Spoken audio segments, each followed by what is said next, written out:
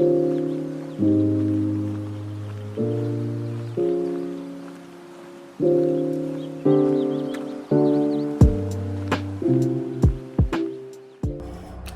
Assalamualaikum warahmatullahi wabarakatuh.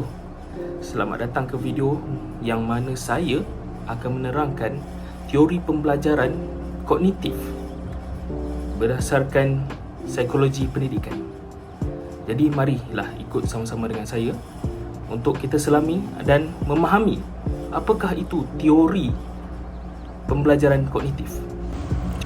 Di dalam video ini kita akan memahami dan juga kita akan mengetahui apakah itu teori pembelajaran kognitif dan mengapa ia penting dalam pendidikan, dan bagaimanakah teori kognitif ini dapat membantu pelajar belajar dengan lebih berkesan.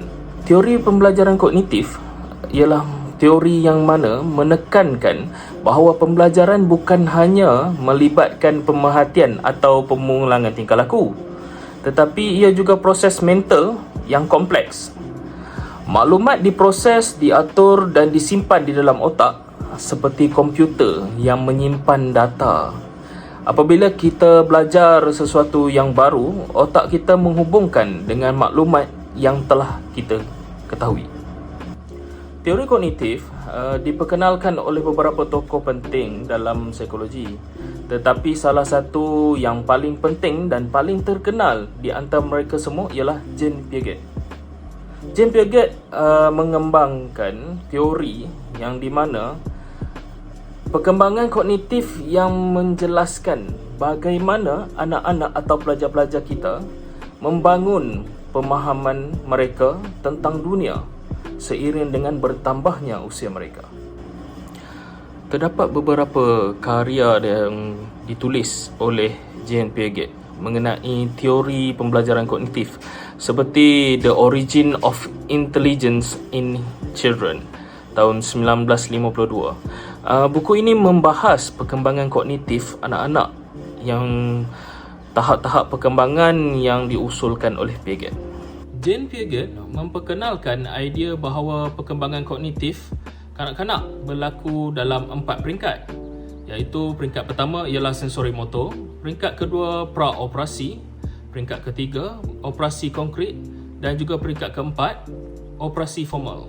Setiap peringkat ini mempengaruhi cara kanak-kanak berfikir dan mempelajari perkara yang baru. Sebagai contohnya, mari kita lihat kepada konsep skema. Skema ialah struktur mental yang mana kita gunakan untuk mengatur dan menyusun maklumat. Konsep penting yang lain juga ialah dalam teori pembelajaran kognitif ini, kesedaran tentang bagaimana kita belajar dan berfikir. Ia mampu merancang, memantau dan menilai proses pembelajaran kita. Maklumat yang kita terima melalui deria kita seperti melihat, mendengar, diproses dalam ingatan jangka pendek sebelum disimpan ke ingatan jangka panjang. Ini sebabnya kenapa teknik-teknik seperti pengulangan atau peta minda ataupun pemetaan konsep sangat penting. Bagaimana kita boleh menggunakan teori ini dalam pembelajaran? Dari aktiviti yang disesuaikan dengan peringkat perkembangan Piaget sehingga pembelajaran kolaboratif yang didorong oleh Vygotsky dan strategi pemprosesan maklumat untuk memperbaiki daya ingatan, semua ini penting dalam merancang pembelajaran yang berkesan. Selain itu, dalam bilik darjah, guru juga boleh menggunakan teori pembelajaran kognitif ini untuk membantu pelajar menghubungkan konsep-konsep baru dengan pengetahuan yang sedia ada. Sebagai contoh, apabila mengajar konsep matematik yang baru, guru boleh merujuk pada konsep asas yang telah diajar sebelum ini untuk membina pemahaman yang lebih mendalam. Kesimpulannya, teori pembelajaran kognitif ini memberi kita wawasan penting tentang bagaimana otak kita memproses maklumat dan membantu kita memahami bagaimana pelajar untuk belajar dan bagaimana kita sebagai seorang guru untuk mengajar kepada pelajar menggunakan teori pembelajaran kognitif ini. Dengan memahami proses ini, kita dapat membaiki cara kita mengajar dan belajar dengan lebih baik.